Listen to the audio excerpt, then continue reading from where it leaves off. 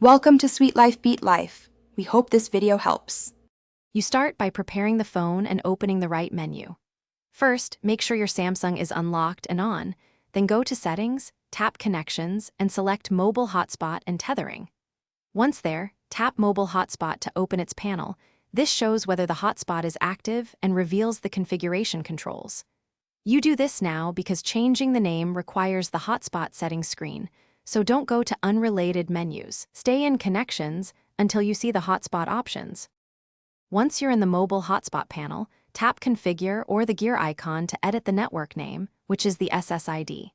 You should change the SSID to something recognizable but not personally identifying. Shorter names reduce display truncation. While here, verify the security type, choose WPA2 or WPA3 to protect connections, and enter a strong password. After editing the fields, tap Save or Apply. This writes the new hotspot name and security settings to the. After saving, toggle the mobile hotspot switch on so the phone broadcasts the new SSID and you can reconnect your devices.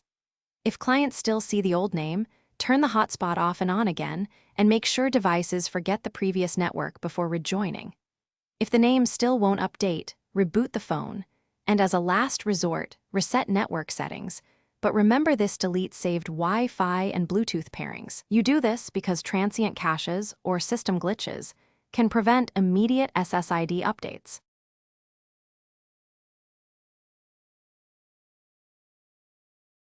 Thanks for watching. Consider subscribing if we helped you.